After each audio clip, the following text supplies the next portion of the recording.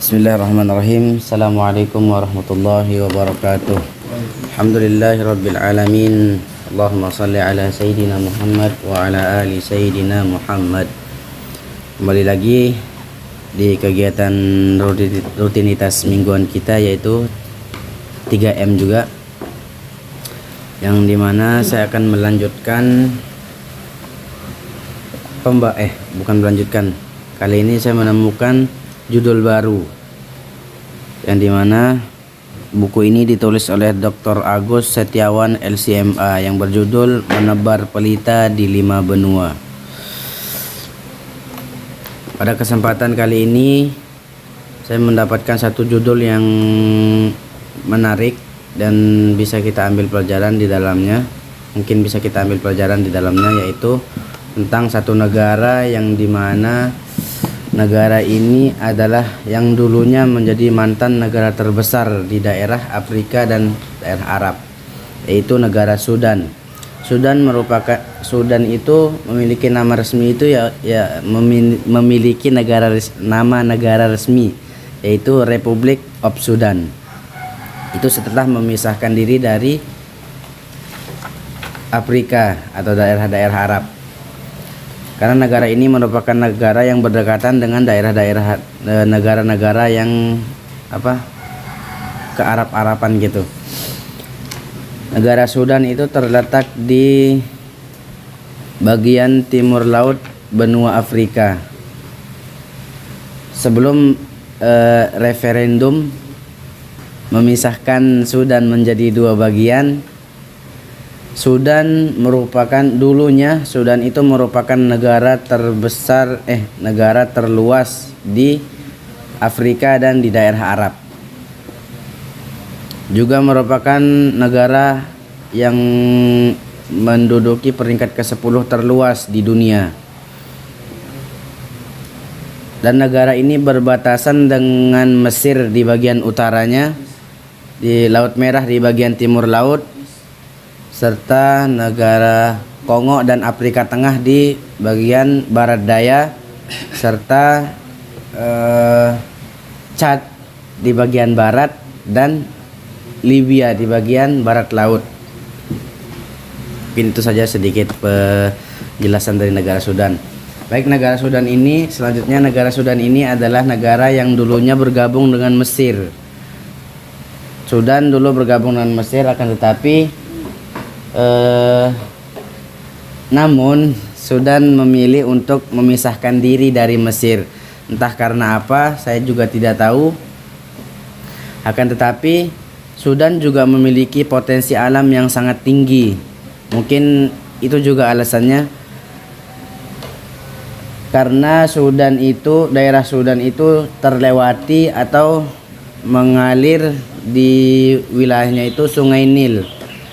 Makanya Sungai Nil yang mengalir di Mesir itu awalnya itu adalah berasal dari Sudan. Walaupun Sudan ini adalah negara yang menduduki posisi kehidupan yang kurang maju, apalagi setelah cukup lama di otak-atik oleh Amerika, diembargo oleh Amerika. Akan tetapi Allah Subhanahu wa taala juga memberikan kelebihan dan kemuliaan kepada masyarakat Sudan, yaitu berupa akhlak yang mulia. Terlihat bagaimana di dalam buku ini tertulis bahwa bagaimana masyarakat Sudan itu sangat menghormati dan menghayati nilai-nilai Islam di dalam kehidupan mereka. Kemudian juga nilai-nilai akhlak yang luar biasa, serta masyarakat Sudan ini juga terkenal sebagai negara yang selalu mengikuti sunnah Nabi, bisa dibilang begitu, karena pemahaman dan pengamalan tentang Islam itu sangat bagus di dalamnya. Salah satu yang terkenal di masyarakat Sudan itu adalah Yaum Fadlud Dhahri, yaitu hari kelebihan pundak unta. Di masyarakat Sudan hari kelebihan pundak unta ini merupakan salah satu pengamalan dari hadis Nabi. Makanya kita bisa menyimpulkan bahwa mereka adalah orang yang negara yang menjalankan sunnah dan istiqomah mungkin.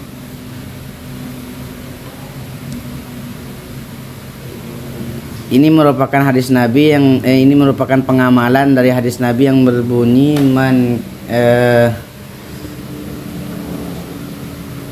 man ke apa tadi?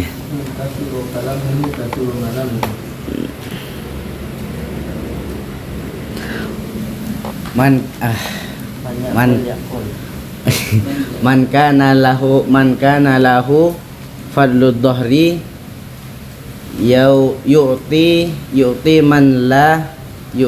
man la fadlalah, yang artinya barang siapa yang memiliki kelebihan pundak unta maka hendaknya ia memberikannya kepada yang belum memiliki. Artinya adalah jika kita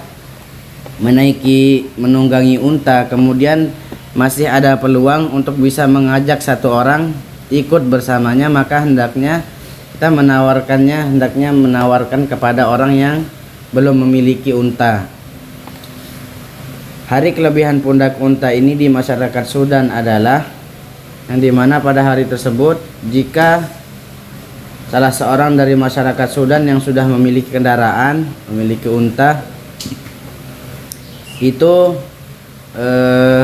kemudian bertemu dengan orang yang sedang berjalan kaki atau menunggu bus untuk perjalanan mereka, yang kemudian mereka itu satu arah, maka mereka itu pasti menawarkan tumpangan jika mereka masih memiliki peluang di atas untanya, di atas kendaraannya. Itu walaupun orang yang diajaknya adalah bukan orang yang dia kenal, akan tetapi karena itu merupakan pengamalan kebiasaan masyarakat Sudan yang terkenal dengan keyakinan dan perbuatan baiknya, akhlaknya yang mulia, dan pengamalan nilai-nilai Islam di dalamnya, maka hal itu terlihat biasa di kalangan masyarakat Sudan. Mungkin bagi kita, kalau kita mengalami hal seperti itu, mungkin kita lebih memiliki banyak kecurigaan, apalagi orang-orang yang belum kita kenal. Mungkin ini sedikit penjelasan tentang negara Sudan. Sekian, terima kasih. Assalamualaikum warahmatullahi wabarakatuh. Waalaikumsalam warahmatullahi wabarakatuh. Di sini saya akan menjelaskan buku dari Park Dark Psikologi, yaitu sisi gelap dari pikiran manusia.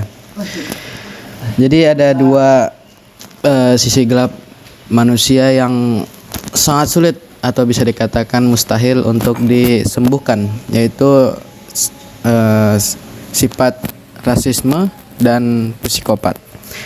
Apa itu rasisme? Rasisme adalah orang yang memiliki kebutuhan atas pujian dari orang lain. Rasisme memiliki kecenderungan yang menganggap dirinya itu sebagai pusat perhatian dan lebih superior dari orang lain. Kemudian psikopat adalah orang yang tidak memiliki rasa empati atau peduli terhadap orang lain, yang nggak akan peduli, ia tidak akan peduli dengan norma-norma yang ada di masyarakat.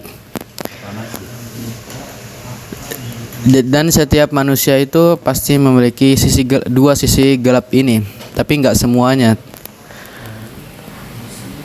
Dua sisi gelap pikiran manusia ini sangat sulit untuk disembuhkan. Mengapa? Karena mereka merasa bahwa apa yang sedang mereka lakukan adalah hal yang benar. Maka dari itu, walaupun kita menyuruh mereka untuk ke psikologi, ke psikolog, psikolog juga akan bingung. Psikolog juga akan bingung bagaimana dia akan menyembuhkan orang yang memiliki sisi gelap itu kalau mereka merasa dirinya benar gitu. Kan tugasnya psikolog itu untuk memperbaiki gangguan kepribadian. Namun orang yang menjadi pasien juga merasa bahwa dirinya benar gitu. Kalaupun kita menyuruh mereka untuk berobat, fisik mereka masih baik-baik saja. Jadi tidak ada yang perlu diobati. Kalaupun kita memaksa mereka untuk ke psikolog, justru mereka akan menyuruh kita untuk diruqyah karena kita menyuruh mereka untuk ke ahlinya. Sifat psikopat mereka tidak memiliki kelemahan dari kepribadian mereka. Mengapa? Karena mereka tidak memiliki kepedulian atau moral terhadap orang lain. Mereka tidak peduli setelah mereka tidak akan peduli ketika mereka menyiksa ataupun membunuh orang lain.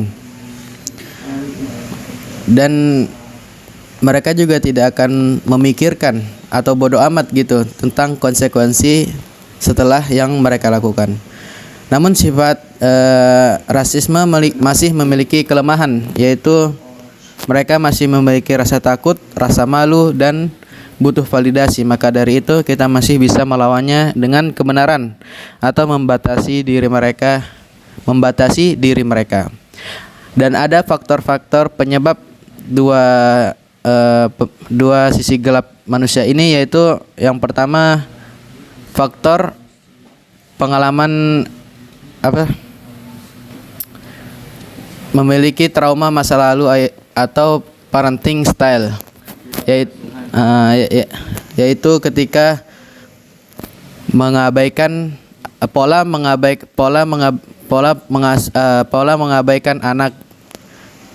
anak yang selalu dinomorduakan, anak yang selalu direndahkan, anak yang selalu diremehkan, sehingga mereka merasa tidak diperhatikan oleh orang tuanya. Dan ketika mereka dewasa, mereka akan membangun mekanisme pertahanan sehingga mereka tidak ingin lagi untuk direndahkan dan ingin terus dipuji. Kemudian faktor selanjutnya yaitu faktor genetik. Orang tua yang sudah memiliki sifat mekanisme atau psikopat pasti akan turun kepada anak-anaknya. Maka dari itu dua sisi gelap ini sangat mustahil untuk disembuhkan dari sisi pikiran manusia. Mungkin cukup sekian dari yang bisa saya sampaikan. Ini ya. Bismillahirrahmanirrahim. Assalamualaikum warahmatullahi wabarakatuh.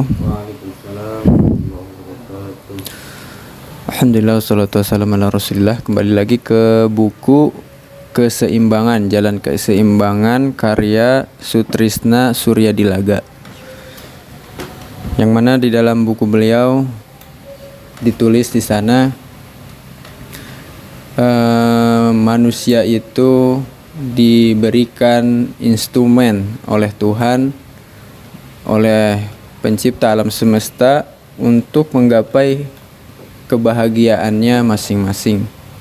Makanya Allah Subhanahu wa taala berfirman, Allah menyebutkan faman syaa'a falyu'min faman syaa'a falyakfur. Jadi itu terjadi atas pilihan kita. Kalau kita mau beriman, ya silahkan beriman. Yang mau kafir, silahkan kafir. Tapi semua pilihan yang kita pilih mempunyai dampaknya masing-masing. Kalau kita berani dan merasa mampu menanggung dampaknya, silahkan kita pilih apa yang kita yakini sebagai jalan hidup kita. Dari instrumen-instrumen yang Allah berikan kepada manusia ada yang disebut akal, hati nurani, kemudian juga ada syahwat, ada hawa nafsu. Yang mana akal ini yang membantu manusia berpikir secara rasional, secara logis, secara masuk akal. Kemudian ada hati nurani, yang mana hati nurani disitulah sesuatu yang biasa disebut dengan God spot atau titik Tuhan, yang mana Allah memandang ke hati kita. Maka dari itulah ditekankan, bahkan banyak penulis-penulis buku itu menyebutkan sebelum memasuki bab-bab yang penulis sebutkan, di situ yang paling ditekankan adalah bab niat, bab ikhlas. Karena kalau niatnya ikhlas, pasti amalannya akan menjadi soleh, ya kan? Kalau niatnya enggak ikhlas, biasanya amalnya akan menjadi salah, gitu. Karena amal yang soleh itu insya Allah akan terus terjaga konsistensinya, keistiqomahannya, yang mana dia akan melakukan suatu amalan tersebut bukan hanya karena orang lain, tetapi dia melakukan hal tersebut karena dia yakini itu akan menjadi perbekalannya yang akan dia bawa kepada penciptanya nanti. Kemudian yang berikutnya adalah manajemen hati. Ya. Manajemen hati di sini kalau seseorang sudah bisa manajemen hatinya, mengatur hatinya, maka dia bisa membedakan mana yang baik dan mana yang buruk. Ketika dia mendapati suatu masalah, dia akan bisa memilih mana jalan yang harus ia tempuh dan mana yang harus jalan yang ia harus tinggalkan, ataupun mana jalan yang harus dia abaikan. Itu kembali ke manajemen hati. Kemudian kecerdasan juga salah satu dari sekian banyak instrumen yang pencipta berikan kepada manusia agar dia meraih keseimbangan dalam menjalani kehidupannya di dunia ini. Contoh saja, jika seseorang dominan mengandalkan akalnya, maka dia akan berpikiran rasional. Dia akan selalu mengukur apa-apa itu harus masuk akal. Kalau nggak masuk sama akalnya, dia akan tolak. Dan biasanya orang-orang yang rasional ini, dia ketika menemukan suatu kejadian yang di luar nalarnya, dia akan bengong. Kok bisa begini? Nah, karena di situ rasionalitasnya digedor, dipentokin. Wah, udah bingung dia. Begitu juga ada juga orang yang dia cenderung dominan ke hatinya. Biasanya orang-orang yang cenderung ke hatinya itu dia lebih dinamis, tapi dinamis sesuai moodnya. Kalau moodnya lagi malas, gitu kan. Ini biasanya yang cenderung ke hati itu biasanya dia mayoritas itu kalangan Hawa, ya. Kalangan Hawa itu biasanya lebih memainkan hatinya. Kalau dia hatinya pengen makan seblak. Kalau ditanya mau makan apa, terserah. Nah, giliran dibeliin gado-gado, kok malahan beli gado-gado? Kan terserah, itu maksudnya itu harusnya kamu harus menego aku, harus membujuk aku nih lagi ngambek gitu. Itu orang yang biasa mendewakan hati. Nah, maka jalan tengah di antara keduanya adalah memadukan antara rasionalitas dan hati. Jadi dia bisa menimbang mana yang benar dan mana yang kurang benar. Kemudian juga salah satu instrumen yang terdapat pada jiwa manusia adalah syahwat.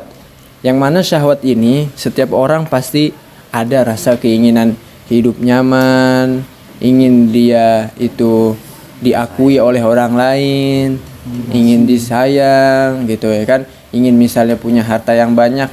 Itu suatu yang memang mungkin kebanyakan manusia berpikiran atau berkeinginan seperti itu adalah syahwat. Tapi kalau kita mengarahkan syahwat kita sesuai yang memang diperbolehkan, justru di sana insya Allah kita akan mendapatkan reward dari Allah Subhanahu Wa Taala atau pahala. Kemudian yang berikutnya adalah hawa nafsu. Nah, hawa nafsu ini adalah suatu pandangan manusia yang memandang kepada hal-hal rendah, hal-hal yang mendatangkan murkanya Allah, bahkan hal-hal yang destruktif. Dan destruktif ini bukan hanya bagi dirinya, tapi juga bagi orang-orang yang berada di sekitarnya. Justru maka dari itu kita bisa mencoba melihat ke dalam diri kita sudah sampai pada titik mana. Apakah kita masih dalam dalam taraf orang yang hanya memandang atau hanya mendewakan hawa nafsu, atau orang yang sudah bisa mengkolaborasikan antara hati dan akal. Mungkin itu saja ya yang bisa disampaikan. Kemudian teringat lagi perkataan pepatah Arab. Di sana disebutkan berapa banyak orang yang cerdas, orang yang berakal itu dia kesulitan dalam mencari rezekinya. Akan tapi betapa banyak juga orang yang dia itu kurang akalnya tetapi rezekinya berlimpah. Bahkan kalau boleh ditambahkan, kalau saja rezeki itu hanya dipatok ataupun hanya diukur melalui kepintaran ataupun kecerdasan suatu makhluk, maka niscaya hewan-hewan yang mungkin tidak punya akal jauh taraf kecerdasannya dari manusia, maka mereka tidak akan bakal punya rezeki. Tapi rezeki Allah maha luas, meliputi segalanya, seluruh makhluk hidupnya. Demikian yang bisa disampaikan. Bismillahirrahmanirrahim. Kembali lagi kepada penjelasan saya, yaitu tentang bidadari surga yang Allah ceritakan pada kisah sahabiah Nabi, yaitu judul buku tentang biografi 35 sahabiah Nabi, tentang yang dikarang oleh atau yang di muallif kitab Syekh Mahmud Al-Misri. Setelah kita menjelaskan kisah tentang Khadijah kemarin, maka ada nama kedua yang sangat memiliki hati seluas samudra, dan juga beliau adalah seorang yang sangat pantas di sisi Rasulullah Sallallahu Alaihi Wasallam. Siapakah nama beliau? Nama beliau adalah Saudah binti Zam'ah. Libya. Siapa itu Saudah bin Zam'ah? Jadi kita ceritakan dulu tentang masa awal mula dia masuk Islam. Jadi Saudah bin Zam'ah ini adalah seorang yang pertama kali masuk Islam setelah Khadijah, atau pada awal-awal keislaman atau dakwah Rasulullah SAW. Beliau masuk Islam ketika masa Nabi Muhammad masih mendakwahi di rumah Arqam bin Arqam. Jadi beliau adalah awal mula masuk Islam, orang-orang pertama masuk Islam. Dan juga ketika Nabi Shallallahu Alaihi Wasallam melihat bahwa banyak dari pengikutnya disiksa oleh kaum kafir Quraisy pada saat itu, maka Saudah binti Zam'ah ini diinstruksikan atau diperintahkan oleh Rasulullah untuk segera berhijrah ke negeri Habasyah. Karena memang pada saat negeri Habasyah tersebut ada raja yang sangat adil, yang tidak pernah menzolimi rakyatnya, itu Raja Najasyi itu. Jadi ya dia lebih baik daripada kaum kafir Quraisy nih. Betapa brengseknya kaum kafir Quraisy dulu dia. Nah, pada saat sudah kembali ke Mekah, Saudah binti Zam'ah ini kembali ke Mekah. Nah, pada saat itu sebelum menjadi orang yang paling dekat di Rasulullah, Zam'ah ini pernah menikah dengan Sakron bin Ammar, yaitu dari Sakron inilah si Zam'ah ini masuk Islam dulu. Jadi beliau ini betapa bahagianya suami istri yang masuk Islam pada saat itu. Tetapi pada saat berhijrah, ada juga Sakron ini pernah disiksa oleh kaum kafir Quraisy. Tapi nggak tahu kalau saat bin Zam'ah ini disiksa, mungkin dijaga oleh Allah, karena memang suatu saat akan menjadi seorang yang sangat dekat dengan Rasulullah SAW. Dan singkat cerita, suami dari Saudah bin Zam'ah ini meninggal, itu Sakran bin Ammar. Beliau sangat sedih karena memang yang menemani beribadah, menemani yang percaya Rasulullah itu suaminya, itu Sakran bin Ammar. Lalu ketika dan juga pas dengan Rasulullah SAW pada situ telah ditinggal oleh istri pertama Khadijah binti apa? Binti Khuwailid. Ketika itu Rasulullah sangat bersedih sehingga beliau mengharapkan ada sesuatu yang bisa menyenangkan hatinya. Mungkin Allah juga tahu ya. Makanya nih mungkin teman yang patut kita dekati nih seperti teman yang akan saya ceritakan ini, yaitu siapa nama teman ini, yaitu Khawlah binti Hakim. Nah, ketika Khawlah binti Hakim nih melihat keadaan Rasulullah, dia menawarkan diri bukan jadi suami, bukan jadi istri Rasulullah, tapi menawar untuk menanyakan lagi apakah Rasulullah mau menikah lagi gitu loh. Allah terus Rasulullah menjawab, siapa itu? Lalu Khawlah nih menjawab lagu, apakah kamu Rasulullah mau yang janda atau yang perawan nih? Khawlah binti Hakim nih.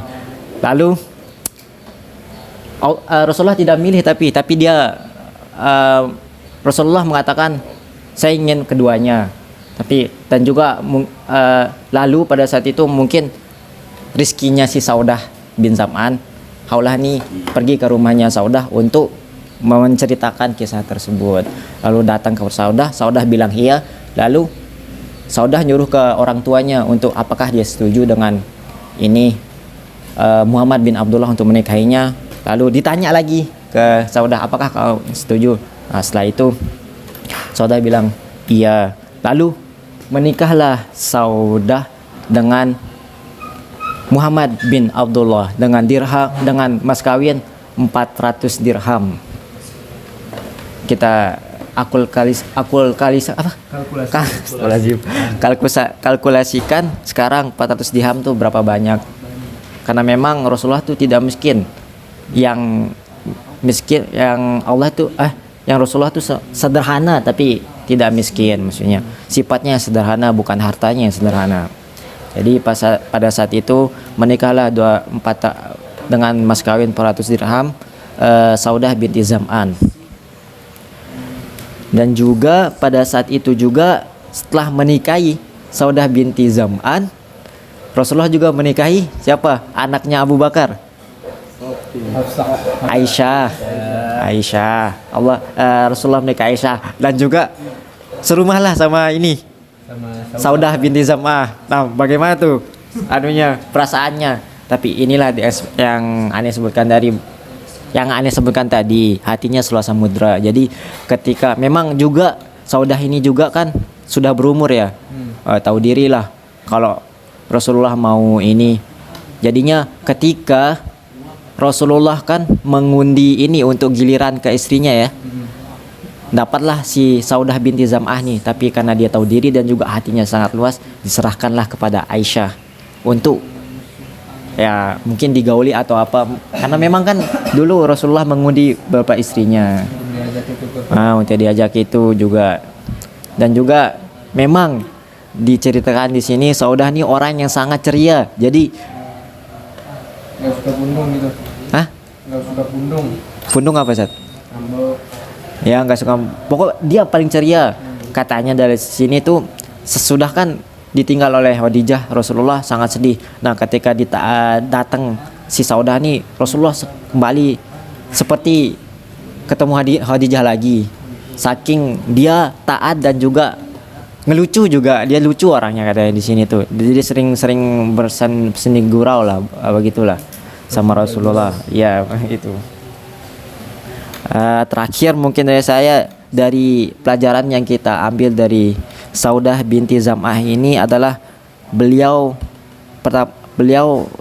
tidak tidak mengharapkan menjadi istri Rasulullah, tetapi karena memang iman yang besar dan juga ketaatan yang besar terhadap Islam, Rasulullah SAW meminangnya. Sebagaimana pepatah itu mengatakan, atau sebuah kata-kata mengatakan bahwa ketika engkau ingin menangkap kupu-kupu yang indah, jangan menangkapnya di udara yang bebas, tapi tanamlah bunga yang indah sehingga kupu-kupu yang akan mendatangimu. Mungkin itu pelajaran dari yang bisa saya sampaikan dari Saudah binti Zam'ah, yaitu ketika kita ingin menginginkan sesuatu, maka persiapkanlah diri kita dan juga cocokkanlah diri kita dengan apa yang kita inginkan. Sekian.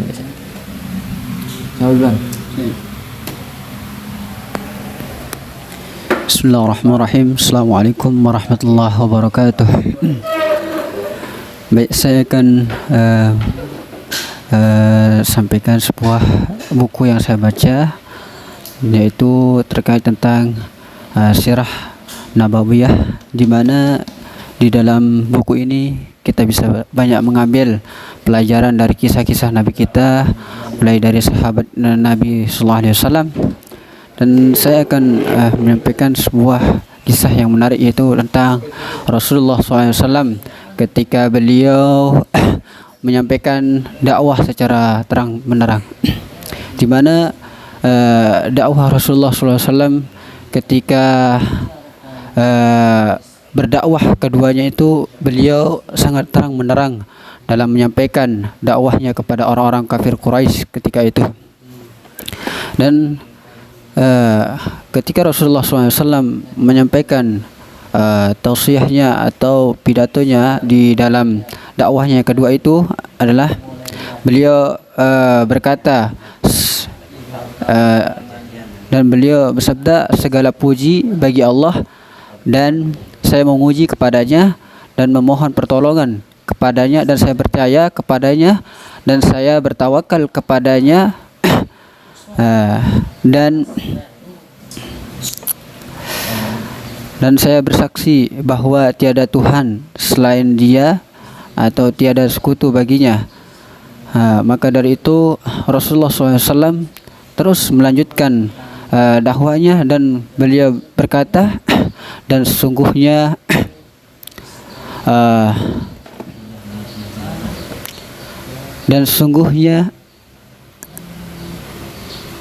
segala puji bagi Allah,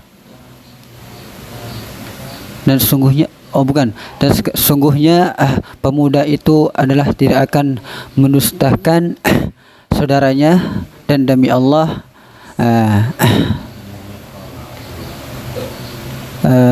dia tiada ilah selain Dia. Dan aku adalah, kata Rasulullah, utusan Allah utusan Allah kepada kalian secara khusus dan kepada manusia secara umum.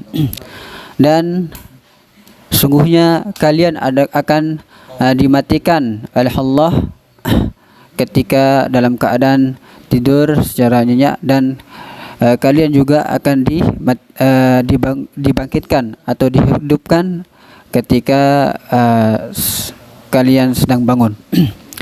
Dan juga Rasulullah bersabda, dan kalian akan benar-benar akan dimatikan oleh Allah, dan kalian akan dibangunkan nanti kelak di hari pembangkitan. Dan Rasulullah juga menceritakan tentang surga dan neraka, di mana surga dan neraka ini juga akan kekal abadi kelak di hari kebangkitan. Dan singkat cerita, ketika Rasulullah SAW terus melanjutkan dakwahnya untuk menyampaikan kebenaran yang sudah diberikan wahyu oleh Allah Subhanahu wa taala. Dan lalu Abu Thalib ini selalu menjaga Rasulullah SAW untuk bersamanya untuk menjalankan dakwahnya, di mana juga dalam perjalanan Rasulullah banyak sekali ujiannya dan rintangannya untuk menghadapi orang-orang Quraisy ketika saat itu. Dan singkat cerita, ketika Rasulullah SAW ketika beliau sudah yakin dan percaya kepada Abu Thalib, ke dalam ucapan beliau ingin menjaganya sampai dia mati.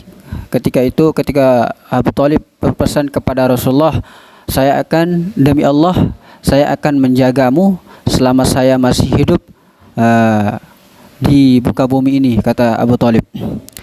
Makanya Rasulullah SAW mendengarkan pesan dari Abu Talib ini, meyakini dirinya dan terus menjalankan dakwahnya secara terang-menerangan. Lalu singkat cerita, ketika Rasulullah SAW berdiri di suatu safar ketika itu, dan di mana beliau ketika naik di safa itu, beliau mengumpulkan para kaum kafir Quraisy ketika situ, dan semua para suku Quraisy ketika itu semua berkumpul ketika Rasulullah SAW berdiri di safa. Dan lalu beliau mengajarkan pada saat itu tauhid dan iman kepada hari akhir. Dan ketika Rasulullah SAW saat itu sangat takut ketika kafir Quraisy akan memprotes ketika beliau berbicara, tetapi Rasulullah terus meyakini bahwa ada yang menjaganya, yaitu Abu Talib.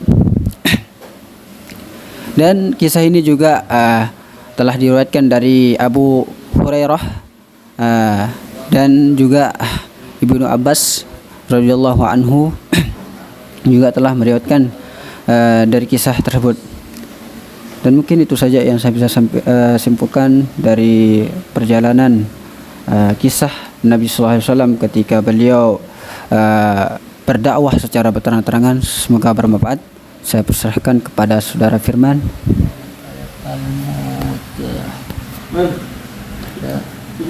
Bismillahirrahmanirrahim. Assalamualaikum warahmatullahi wabarakatuh.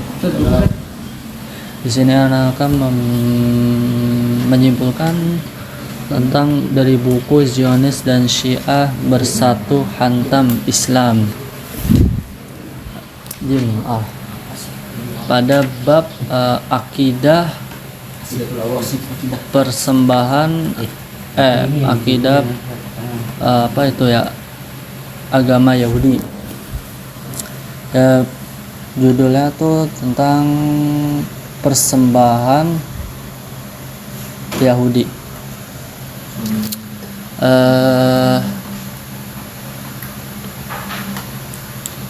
Hidup kaum Yahudi adalah salah satu di muka bumi ini yang menjadikan pembunuhan dan kematian sebagai penyatuan bersama Tuhan,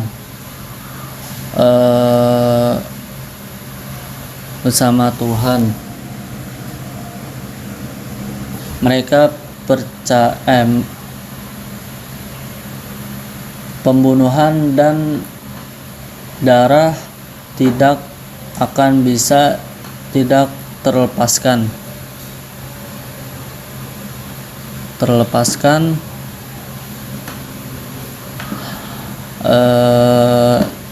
jika Anda menyaksikan pembunuhan dan pembunuhan kan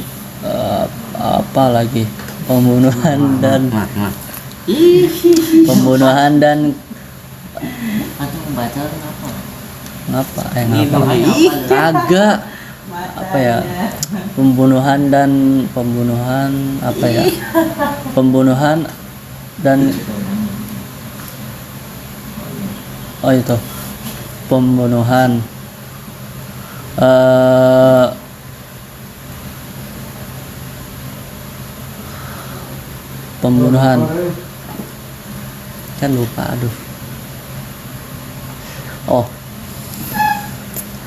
mereka sudah memulainya dari zaman nenek moyangnya Johan, nenek moyangnya Yahudi dari 1000 tahun lamanya. Adalah sejarawan siapa namanya ya?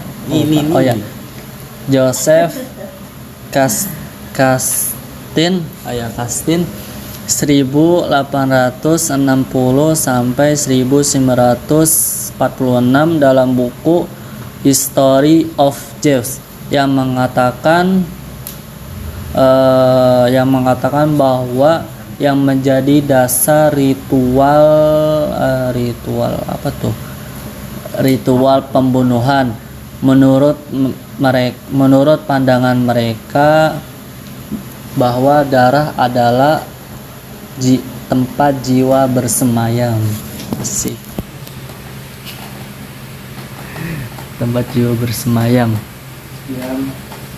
Terus tanpa ada gurat penyesalan atas kematian korban para robbi Yahudi, mereka malah sibuk mengeringkan darah untuk dituangkan ke dalam bejana yang berisi anggur dan roti. Anggur dan roti. Di situ dengan jemari kirinya seorang pendeta Yahudi mengaduk-aduk berbagai campuran yang dimasukkan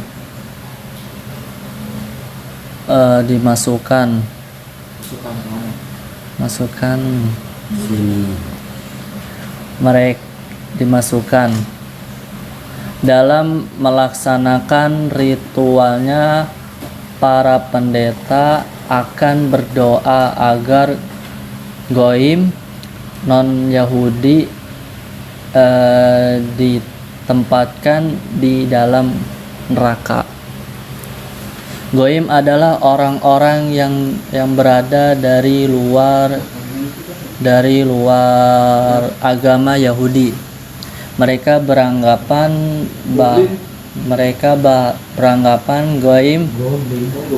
goim adalah makhluk najis. Bahkan lebih hina dari binatang. Dalam seperti termaktub dalam ayat-ayat Talmud, orang-orang non-Yahudi harus dijauhi. Apa gitu? Lebih daripada babi yang sakit. Orochi Caim 57. Siapa itu? Ini ya, mesti babnya.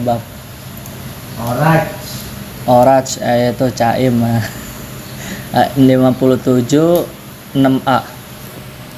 Terus orang-orang Yahudi disebut manusia, namun tetapi non-Yahudi tidak tergolong manusia, mereka adalah binatang. Bab Merizia. Salah. Apa emang? Dirot. Merizia. Talmud. Iya. Talmud. Besi. Talmud titik 2. Baba Mezia. Sama aja. Sama aja. 114 B. Mungkin cukup sekian. Wassalamualaikum warahmatullahi wabarakatuh. Omongnya ngawur. Kita cukupkan dengan hamdalah dan doa kafaratul majelis. Alhamdulillahirabbil alamin. Subhanakallahumma bihamdika asyhadu an la ilaha illa anta astaghfiruka wa atubu ilaik. Wassalamualaikum warahmatullahi wabarakatuh. Waalaikumsalam warahmatullahi